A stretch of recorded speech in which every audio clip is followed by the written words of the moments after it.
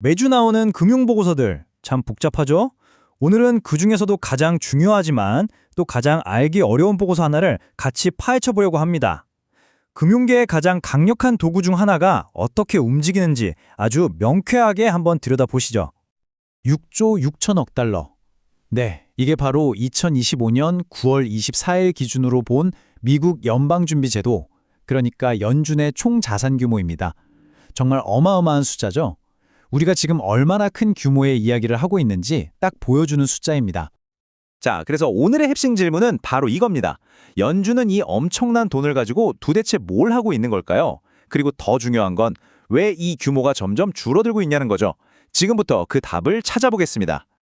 오늘 우리가 살펴볼 내용입니다. 첫째, 연준의 수조 달러 다이어트가 뭔지 알아보고, 둘째, 그 다이어트 메뉴에서 빠진 것은 뭔지, 셋째, 그로 인해 돈이 어떻게 움직이는지, 그리고 넷째, 이 상황을 보는 내부자들의 시선은 어떤지, 마지막으로 이 모든 게 왜 중요한지까지 차근차근 짚어보겠습니다.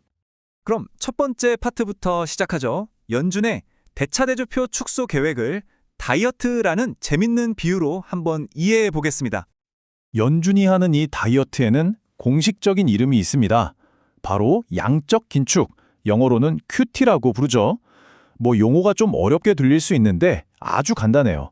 그냥 만기가 돌아온 채권을 다시 사들이지 않고 그대로 놔둬서 시중에 풀려있던 돈을 자연스럽게 걷어들이는 과정입니다. 이게 확 와닿게 하려면 반대 상황을 생각해 보면 돼요.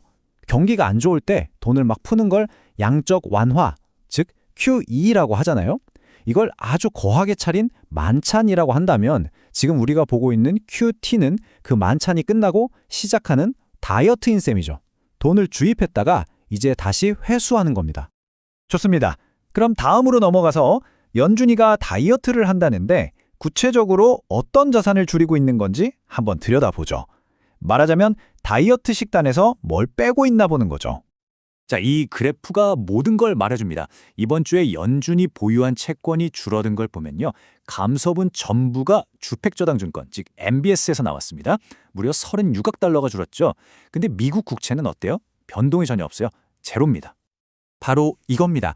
여기서 우리가 알 수 있는 건 연준이 그냥 아무거나 막 줄이는 게 아니라는 사실이에요. 이번 다이어트는 아주 선별적입니다. 명확한 타겟이 있는데 그게 바로 MBS인 거죠.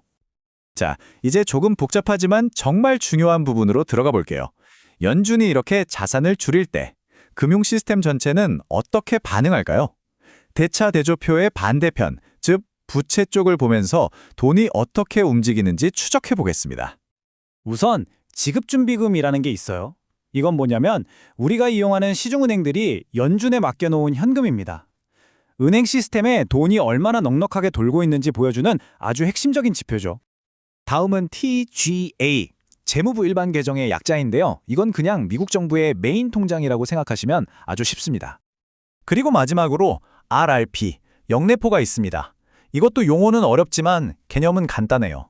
금융기관들이 쓰고 남은 돈을 아주 잠깐 하룻밤 맡겨두고 이자를 받는 뭐랄까 돈의 임시주차장 같은 곳이라고 보시면 됩니다. 그래서 이번 주 데이터를 보니까 아주 흥미로운 움직임이 포착됐습니다. 은행들의 현금, 즉 지급준비금은 줄었고요. 정부 통장인 TGA 잔고도 확 줄었어요. 그런데 돈의 임시 주차장인 RRP에 있는 돈은 오히려 늘었죠. 보이시나요? 연준이 자산을 줄이니까 시스템 안에 있던 돈들이 이렇게 자리를 옮겨가고 있는 겁니다. 그리고 바로 이번 주에 아주 상징적인 일이 있었습니다. 아까 말씀드린 그 은행 지급준비금 총액이 드디어 3조 달러 아래로 떨어진 거예요. 이게 2023년 2월 이후 처음 있는 일인데 연준의 다이어트, 즉 QT 프로그램이 진짜 효과를 내고 있다는 명확한 신호탄인 셈이죠.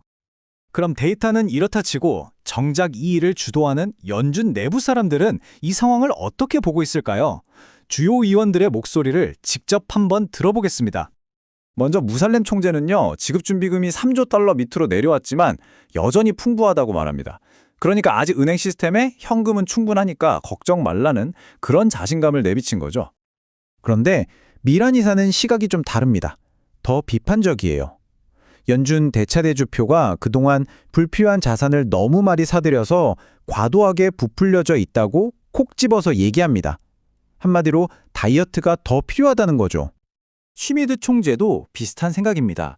대차대조표를 줄이는 것에 대해 계속될 여지가 충분하다고 말했는데요. 이걸 보면 연준 내부에서는 다이어트를 계속해야 한다는 공감대가 꽤 단단하게 형성되어 있다는 걸 알 수 있습니다. 자, 이제 마지막 파트입니다.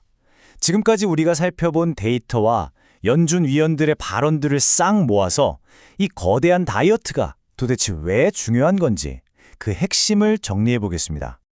그럼 모든 내용을 한번 정리해 볼까요? 첫째, 연준은 QT라는 다이어트를 통해 6조 6천억 달러짜리 거대한 몸집을 줄이고 있습니다. 둘째, 이 다이어트는 특히 주택저당증권, MBS를 빼는 데 집중하고 있죠. 셋째, 이 과정이 은행 시스템의 현금량에 직접 영향을 미치기 시작했고 그 결과 지급준비금이 3조 달러 아래로 떨어졌습니다. 마지막으로 연준 사람들은 아직 뺄 살이 많다, 즉 다이어트를 계속할 수 있고 또 해야 한다고 보고 있습니다.